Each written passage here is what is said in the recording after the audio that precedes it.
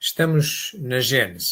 Tinha sido precedida pela Revista Espírita de 1868, onde apuramos que 2 eventos fundamentais tinham acontecido nesse ano, que era a publicação da Gênese e os caracteres da Revelação Espírita. As 2 últimas obras, em termos cronológicos, da codificação fundamental. Comecemos, pois, pela Gênese e revisitemos desde já porque é que ela é uma das 11 obras da codificação fundamental. Porque Kardec o definiu assim, neste catálogo racional de obras, para se fundar uma biblioteca espírita, que vem a penso ao último número da Revista Espírita, o de abril de 1869, que Kardec publica ainda em vida. E neste catálogo racional de obras para se fundar uma biblioteca espírita, nós verificamos que ele está dividido em 3 partes e na primeira parte vem elencada estas 11 obras, estes 11 títulos. Cá temos a Revista Espírita, que integra o conjunto das obras especializadas. Cá temos a Gênese, que integra o conjunto das obras de natureza básica, e 3, aqui assim à esquerda, em cima, as obras de iniciação, por onde devemos começar os nossos estudos. Pois é a Gênese, a última cronologicamente do conjunto da natureza básica, que hoje iremos tratar. Well, happy birthday to you. Happy birthday. There you go. To you. É uma obra já crescidinha, como estamos a ver. Fez 155 anos no início deste ano, em 6 de janeiro deste ano. E, como habitualmente nós fazemos neste tipo de palestras, vamos dividir as nossas palestras em 3 partes. Vamos começar por uma parte que designamos o porquê, entender porque é que esta obra surge, como é que esta obra se relaciona com as outras da codificação fundamental, quando e como a devemos estudar, até chegarmos realmente à segunda parte, em que, nessa segunda parte, vamos tratar das questões que aqui chamamos de edição, em boa verdade, da publicação e das revisões que houve desta obra, a edição. E então, quando chegarmos à última obra, à edição mais atualizada, que é a quinta neste caso, então passaremos à terceira e última parte da nossa palestra, que chamamos Estrutura, onde vamos mergulhar numa análise resumida da quinta edição da Gênese, por forma a animar-vos a que possam também vir a estudá-la com mais profundidade. Passemos, pois, ao porquê. Vamos, num pequeno vídeo, ver porquê.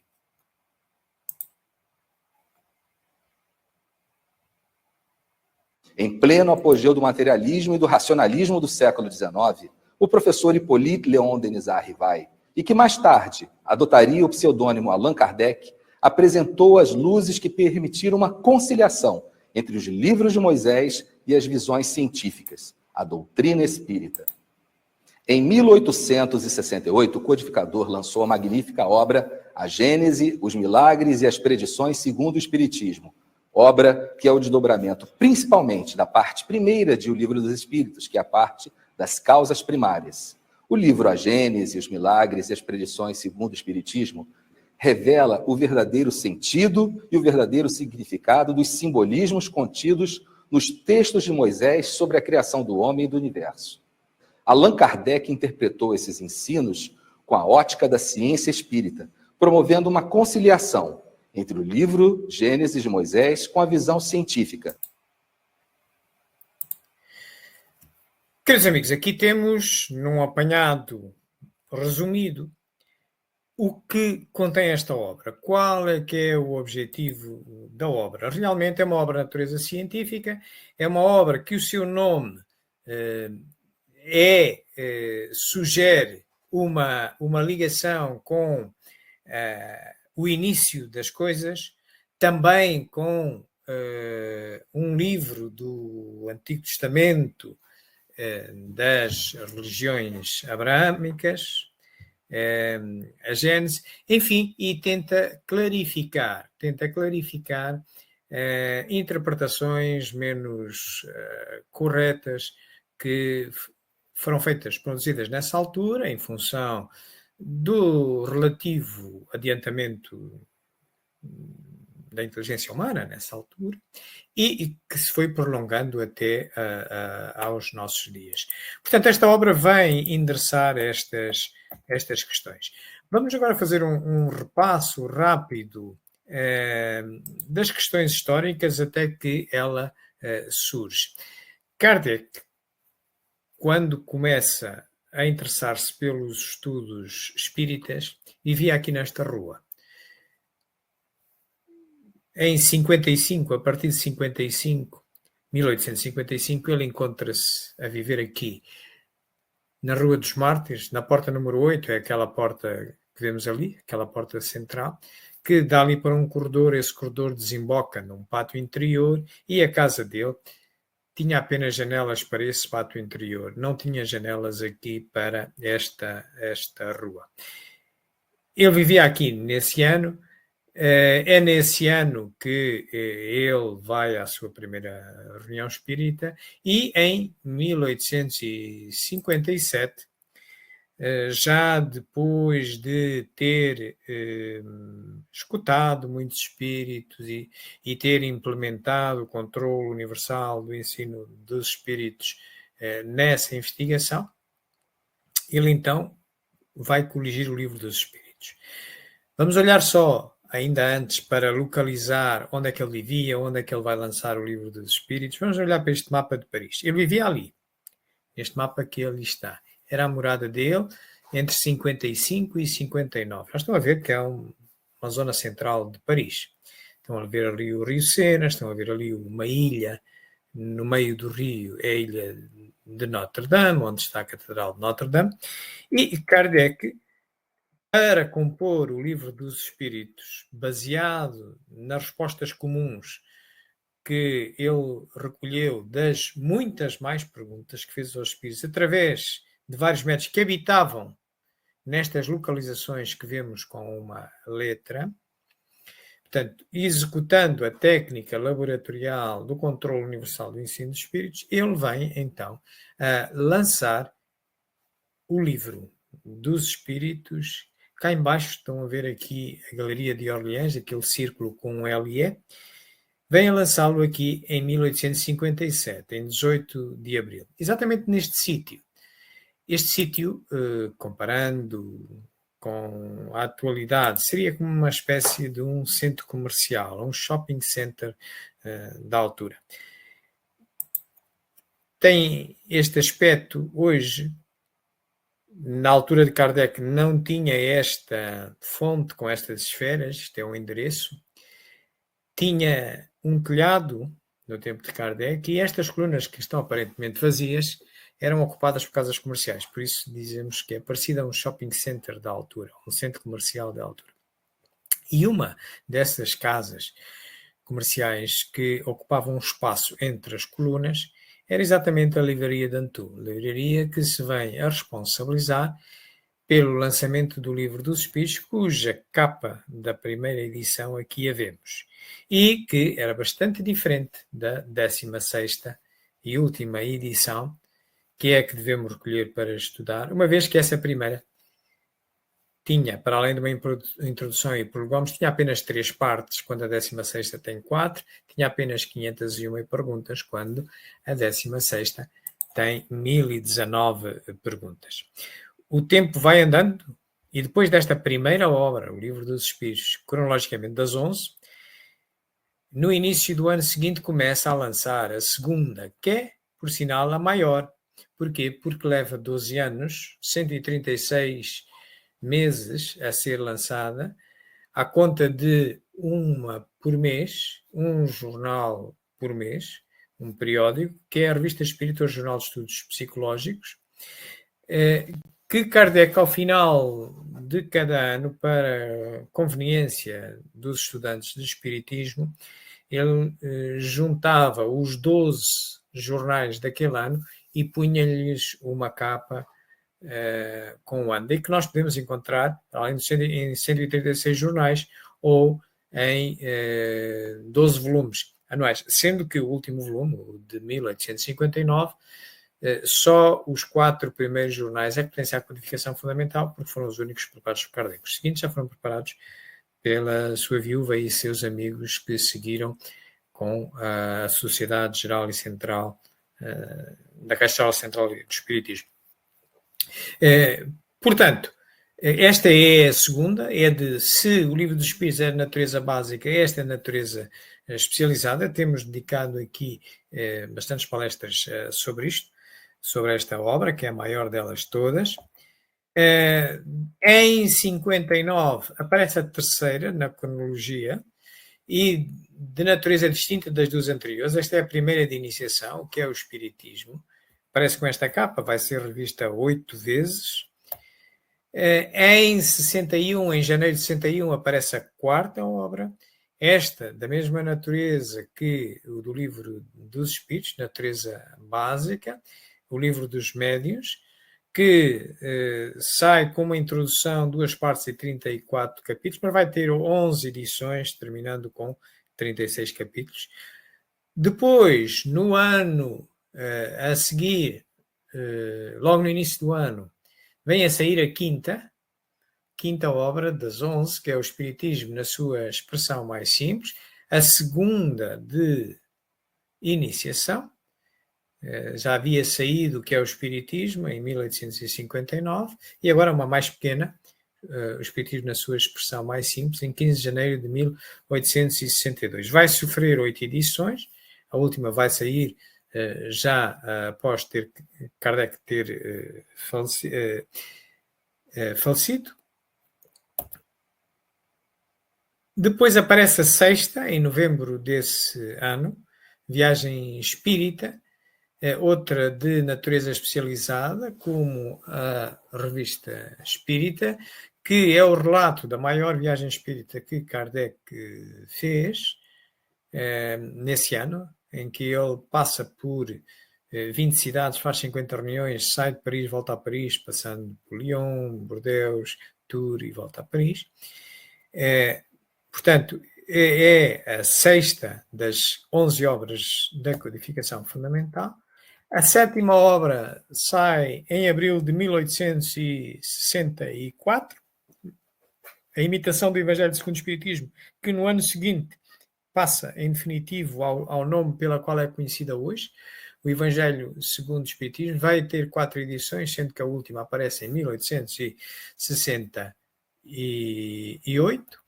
Depois aparece a 8ª, nesse mesmo mês, o resumo da Lei dos Fenómenos Espíritas, e é a terceira de iniciação.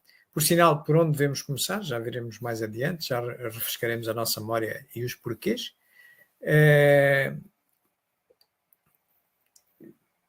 Tanto nesse mesmo mês, em 1864, tendo nascido de um artigo da Revista Espírita, também a última edição já é publicada, Kardec já havia falecido, aliás, com uma 5ª edição da Gênesis, como iremos ver. Depois chegamos à nona obra, que é O Céu e Inferno, no ano de 1865. Vai ter também 4 edições, sendo que a última também já é publicada. Kardec já havia falecido, mas ele deixa tudo preparado.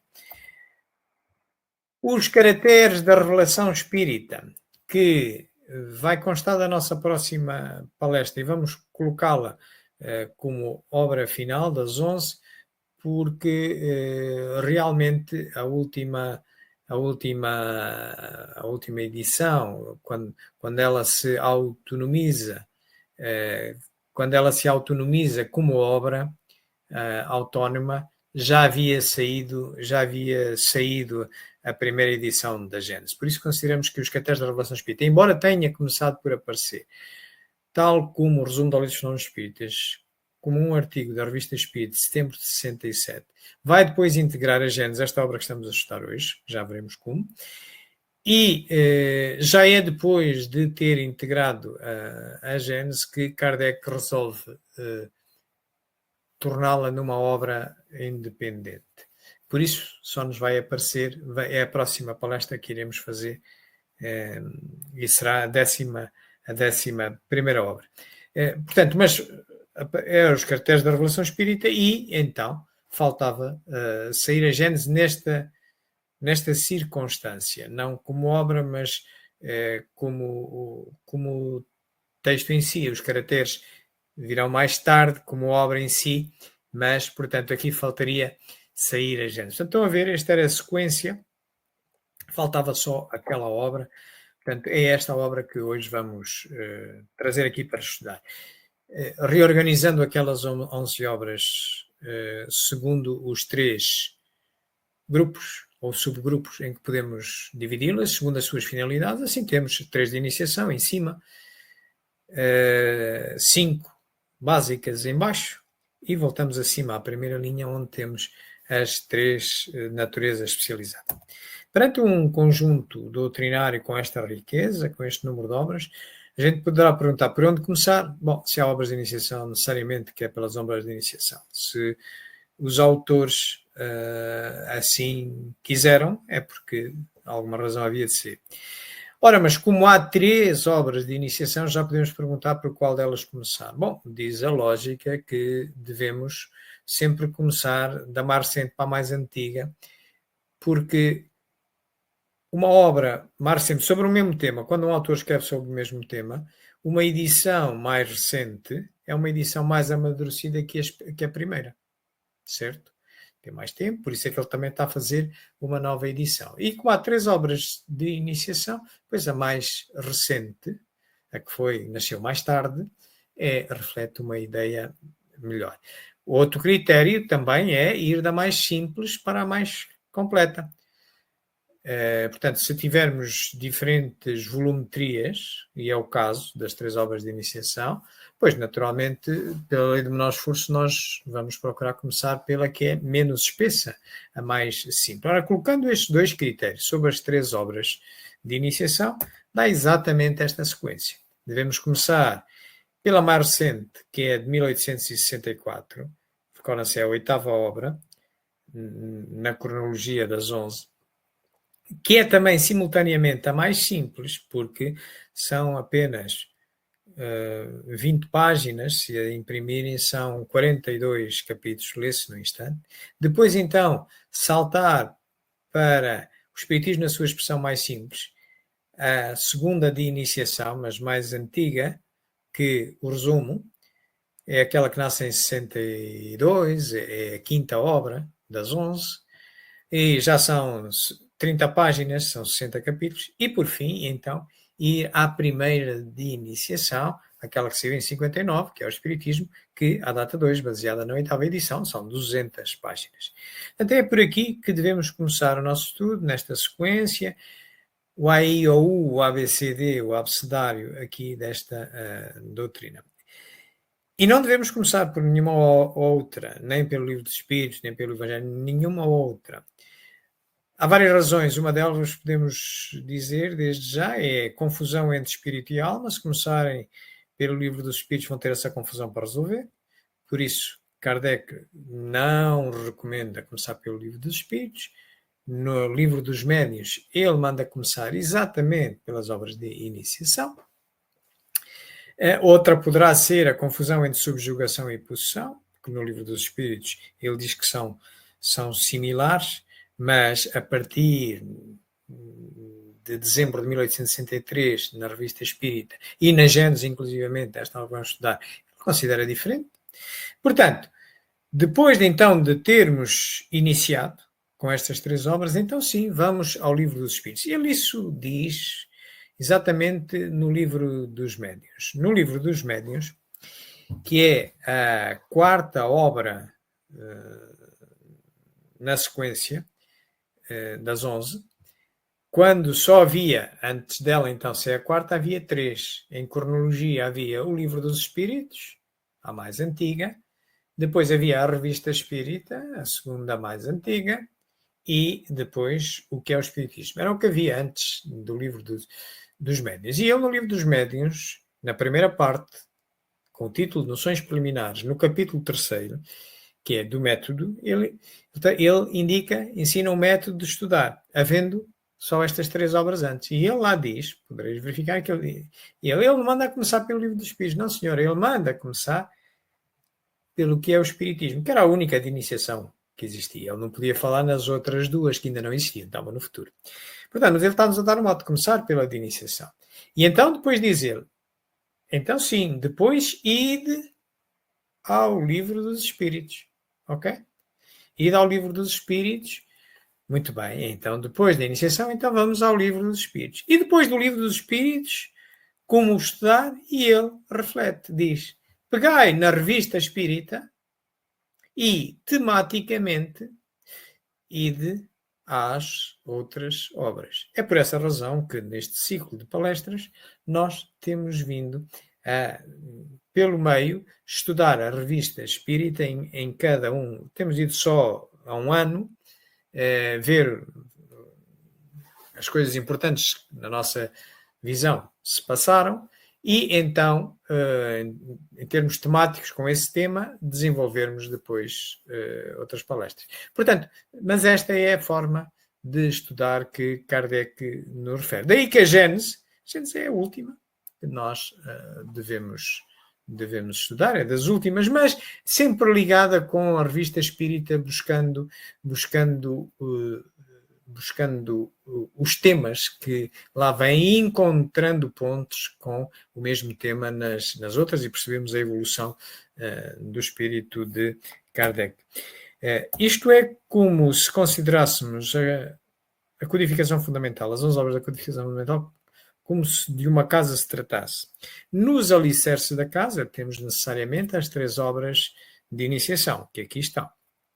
Depois dos alicerces, começamos a construir o chão numa casa. Qual é que é o chão? É o Livro dos Espíritos. Depois de termos o chão, começamos a construir as colunas. Mas normalmente começamos pela coluna mestra. Qual é que é a coluna mestra? É a Revista Espírita. Porque, estão a ver, como Kardec disse, pegai na Revista Espírita e tematicamente ir às outras. Então, esta é a bússola, esta é a mestra.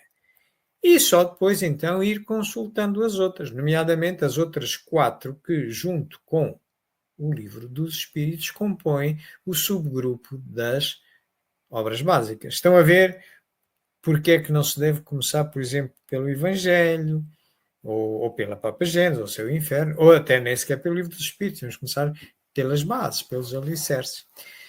E então, por fim, nesta casa da codificação fundamental, um telhado que tem 2 sótãos, que são a Viagem Espírita, 1862, e os Caracteres da Relação Espírita. A Gênese, cá está, é uma destas colunas onde assenta aqui o peso da codificação. É depois esta obra, então, que nós passaremos agora a analisar, entrando na segunda parte da nossa palestra, a que chamamos edição.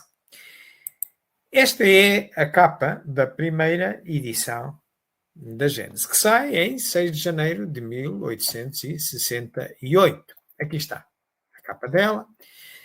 Nesta primeira edição, verificamos que há uma introdução, 3 partes, 18 capítulos e 99 subcapítulos.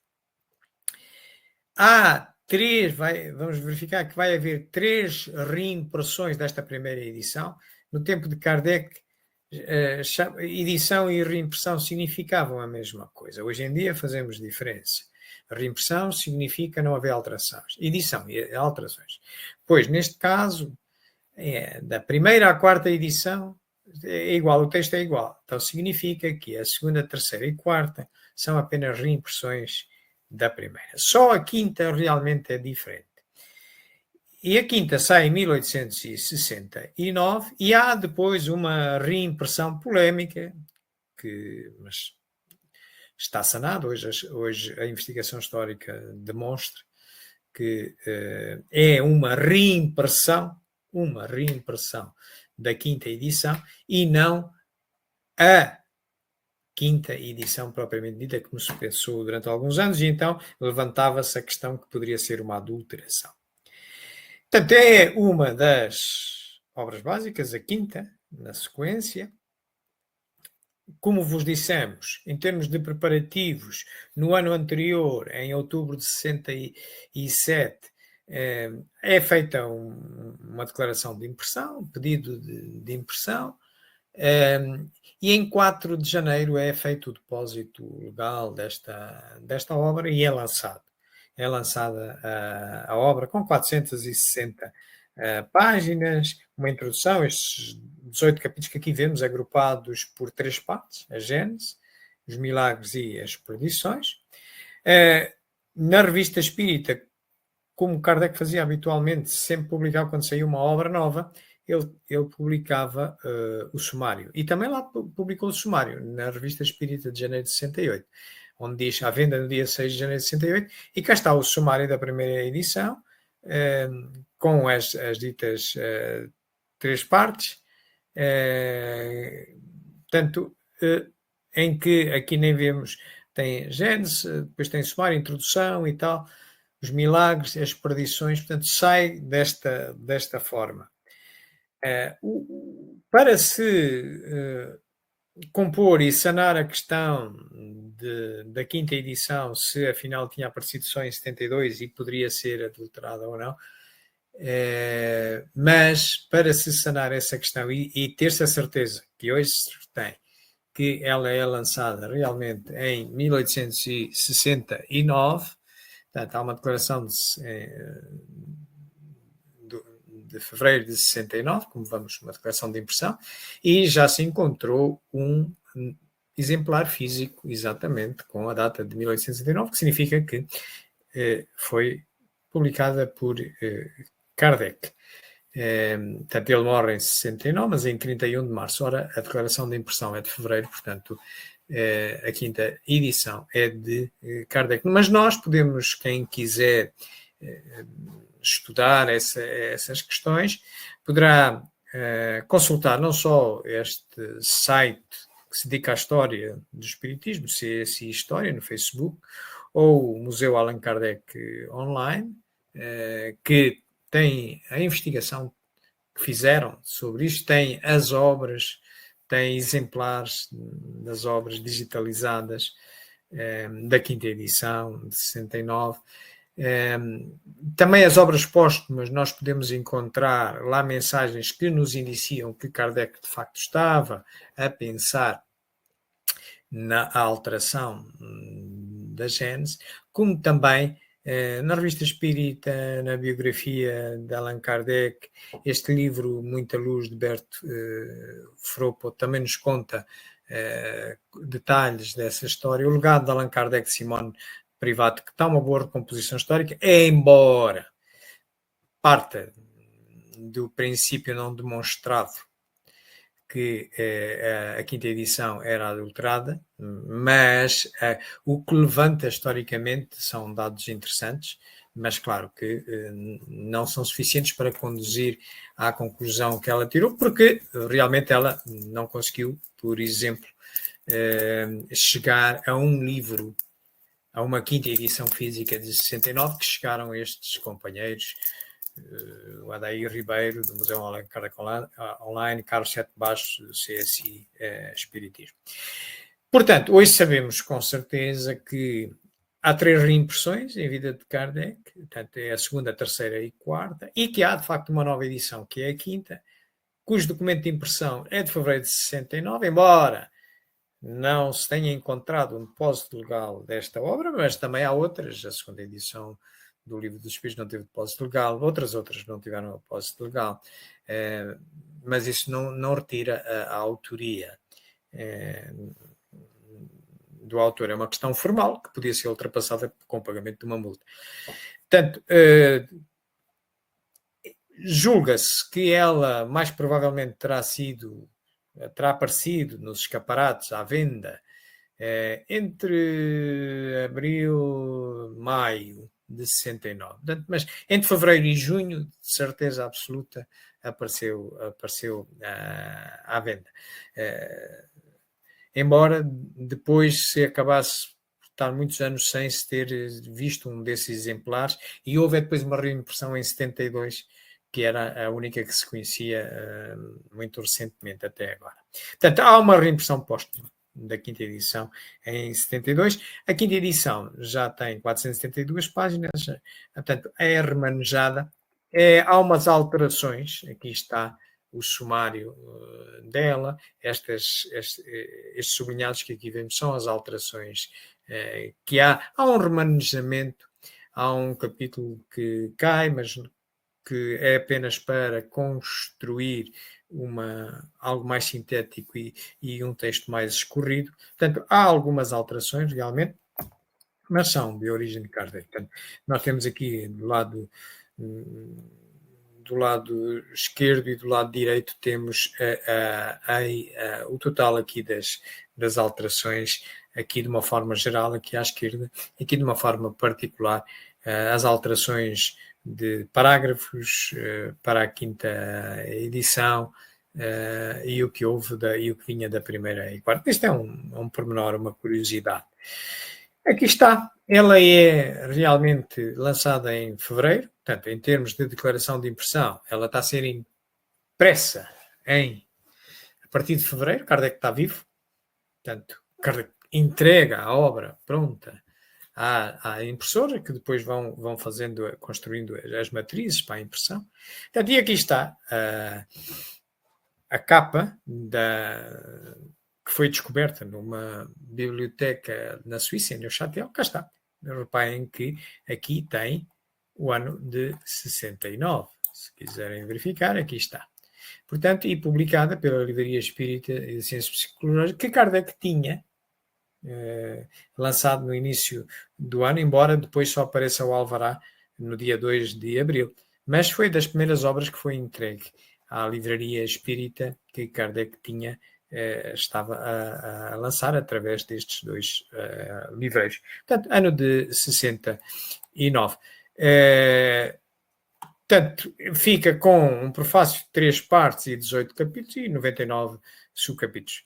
Há depois, realmente, uma impressão póstuma mais adiante. Portanto, à venda ao público, os indícios apontam que, claro que tem que ser entre fevereiro, entre a declaração de impressão, e junho. Porquê junho? Porque depois começa a aparecer na 11ª edição do Livro dos Médiuns, vem a referência a esta quinta edição. No catálogo racional de obras, também vem a referência a esta quinta edição.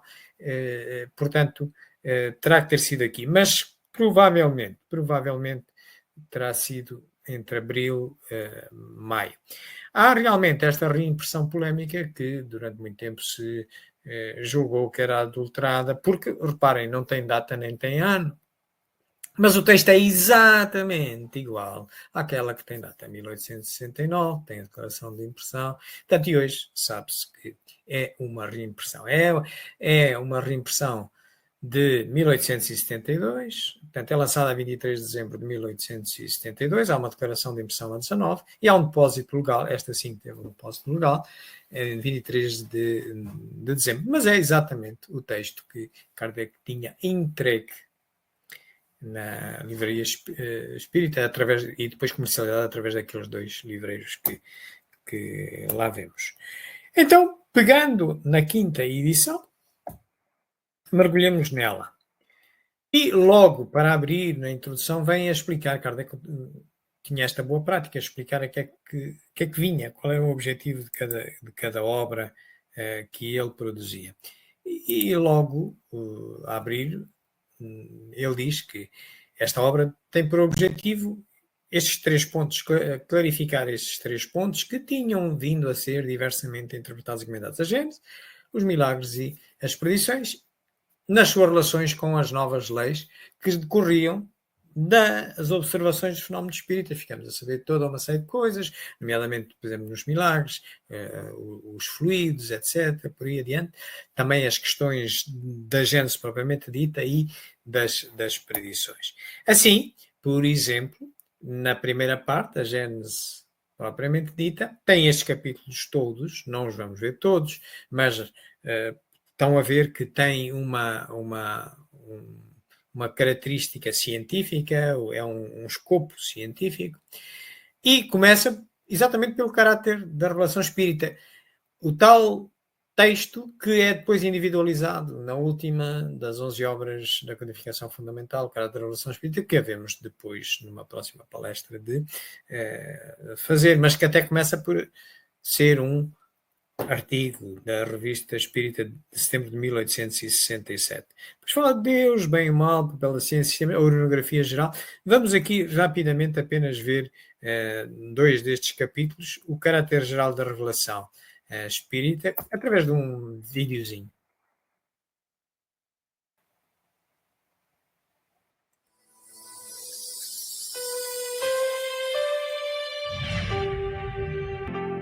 Pode o Espiritismo ser considerado como uma revelação? Neste caso, qual é o seu caráter? Sobre o que está fundada a sua autenticidade? A quem e de que maneira ela foi feita? A doutrina espírita é uma revelação no sentido teológico da palavra ou, por outra, é no seu todo o produto de um ensino oculto vindo do alto? Ela é absoluta ou suscetível de modificações? Trazendo aos homens a verdade integral, a revelação não teria como efeito impedi-los de fazer uso de suas faculdades, desde que lhes pouparia o trabalho de investigação? A revelação é a ação de descobrir algo que já existia, mas que ainda não era conhecida. A revelação espírita vem trazer o Consolador prometido, a que Jesus se referia quando passou pela terra. A revelação espírita, portanto, nos traz verdades que já existiam, mas que só o adiantamento da civilização permitirá o seu entendimento e utilização. Então, quer dizer mesmo que nós podemos encontrar neste capítulo é aquilo que vamos encontrar depois também na última obra da codificação fundamental, com o mesmo título, mas estão a ver, é a caracterização do que é o espiritismo, a melhor caracterização do que era a filosofia e a ciência espírita, do que é que ela nos revela. Um outro capítulo muito interessante, é do meu gosto pessoal, porque gosto muito de ciência e gosto muito das questões da astronomia, do universo, é aquele capítulo da orografia geral que endereça tão somente este lindo assunto. Veja.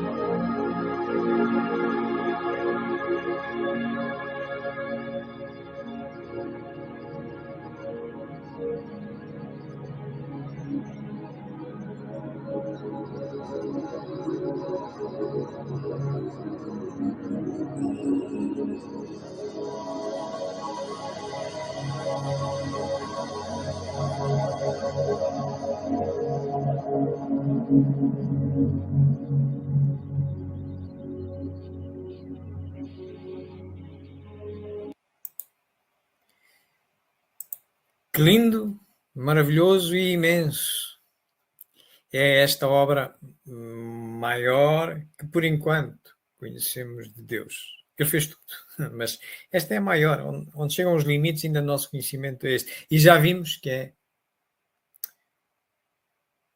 não tem limites. Não se lhe conhecem ainda os limites, pelo menos nós. Mas é imensa, é maravilhosa. Este artigo da Uranografia Geral tem este sabor. Endereça as questões do universo, da gênese das coisas. Daí que recomendo particularmente a quem goste desses assuntos. Uma segunda parte, a segunda parte da Gênese, da obra Gênese, fala-nos dos milagres. Explica-nos os milagres. Atenção que milagre é uma palavra polissémica, isto é, tem vários significados.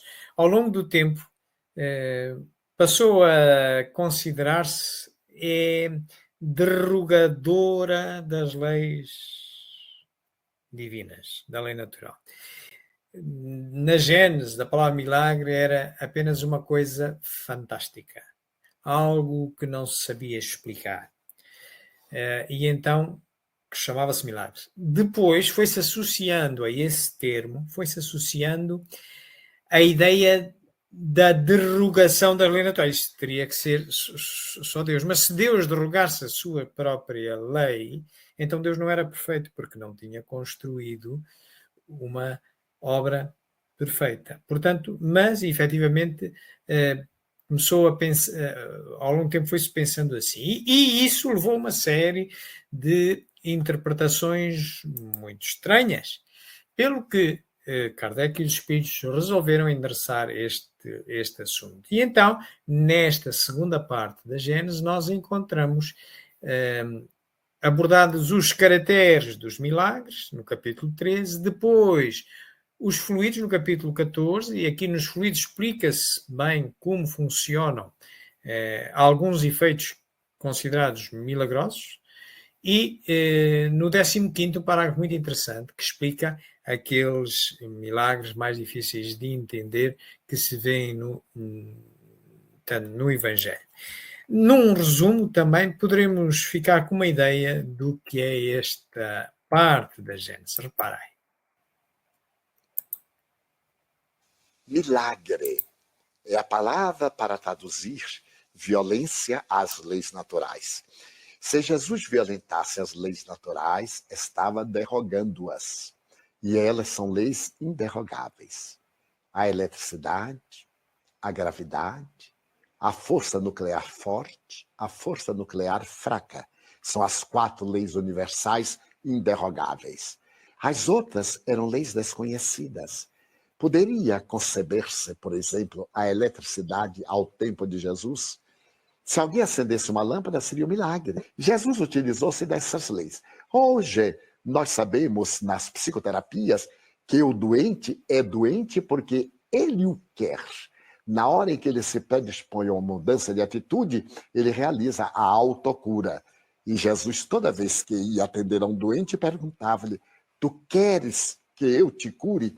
Tu crês que eu te posso curar? Para despertar no indivíduo a produção de substâncias neuroniais capazes de restabelecer-lhe a saúde. Não há, nos chamados milagres, conforme Allan Kardec estuda em A Gênese, nenhum fenômeno que entra em choque com as leis naturais. Tudo está dentro de leis que eram desconhecidas e que hoje podemos fazer normalmente quando aplicamos um passe, a bioenergia, quando magnetizamos a água, ou quando induzimos pela hipnose ou pela regressão de memória um paciente a voltar às experiências do passado. Fazemos a terapia e ele recupera a saúde. Então aqui está, queridos amigos, nesta parte da Gênesis, nesta segunda parte da Gênesis, o que nós encontramos é exatamente a explicação daquilo que era considerado fantástico, maravilhoso, não propriamente com a indicação de derrogação da lei natural divina. Uma coisa é nós não conhecermos as leis. E Divaldo Franco dá aqui o exemplo. No tempo de Cristo não se conhecia a eletricidade, portanto, seria um milagre, seria algo fantástico por explicar, não é? Ainda. Mas é porque não se conheciam as leis, mas ela já existia, a eletricidade existe tudo sempre, ok? Portanto, é uma parte maravilhosa para quem realmente queira racionalizar a sua fé, nomeadamente baseada nos milagres que vêm no Evangelho também. Por último, a terceira parte fala-nos das predições, se é possível ou não prever o futuro em condições, porque também está associada a essa derrogação das leis naturais, a capacidade de prever o futuro. E então é endereçada essas questões em 3 capítulos também. A teoria da presciência, as predições do Evangelho, explicando as predições, e o último capítulo são chegados os tempos. E claro, naturalmente, chegamos à mesma conclusão. O futuro normalmente não nos é revelado, ninguém o pode adivinhar. Podemos receber uma outra indicação no excepcional caso de nos ser útil, mas estão a ver que se alguém tivesse a capacidade de saber o futuro, então estava-lhe a ser poupado o trabalho que Deus exige a todos por igual de evoluir. E então estava a ser coertado o livre-arbítrio. Então, se eu já sei que se vai passar amanhã, então dá-me igual onde é que está o livre-arbítrio. Temos ou não temos o livre-arbítrio, não é? Portanto, não é verdade. E há muitos enganos nisso. Mas também encontramos aqui essa explicação. Vamos ver um pequeno resumo. A Gênese vai mais além, elucidando sobre as 2 naturezas de Jesus, a natureza humana e a natureza divina. As profecias e as predições desveladas no Novo Testamento também são profundamente analisadas nessa magnífica obra. Aqui fica então o convite para que nos debrucemos sobre essa obra extraordinária, sublime mesmo, a Gênese, os milagres e as predições segundo o Espiritismo. E pronto, queridos amigos, era isto que nós tínhamos sobre esta obra. Para tal, nós consultamos todas estas referências que aqui podeis encontrar, que fomos falando ao longo delas. Também ali aqueles sites em que podereis encontrar a informação sobre a história da 5ª edição da Gênese.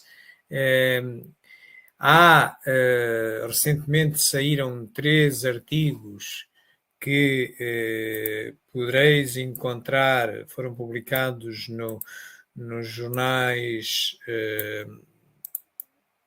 espíritas.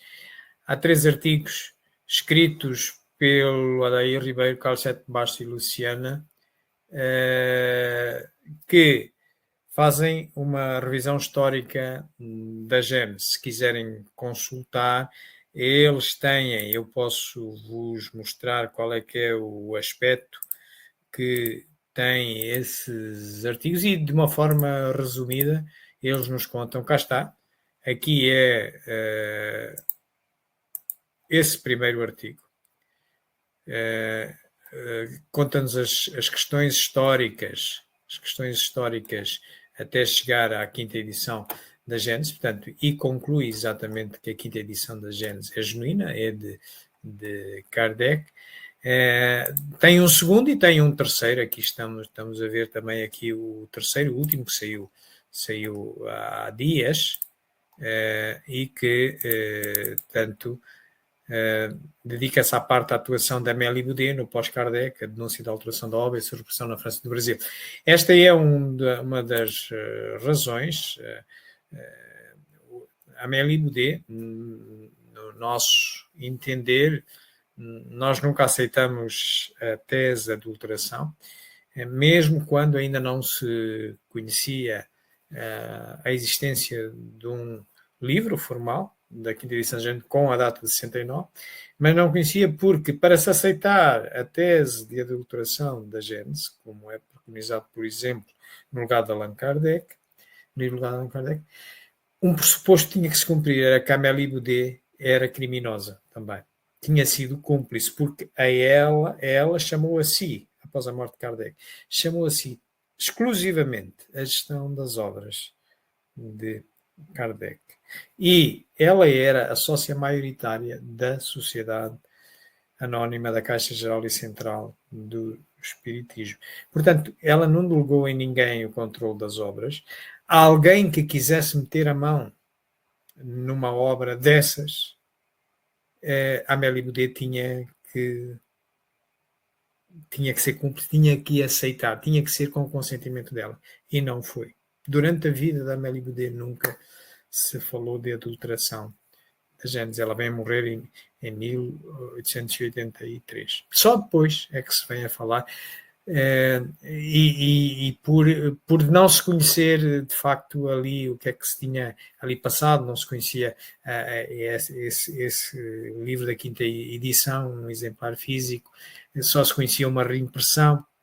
Houve guerra ali em França, a França declarou guerra à Prússia e acabou por perder a guerra. O ano de 71 é terrível, passa-se muita fome, por isso as questões culturais, que eram o espiritismo, estavam relegadas para o segundo plano. Só de facto em 72, depois do armistício, é que isso se vem outra vez a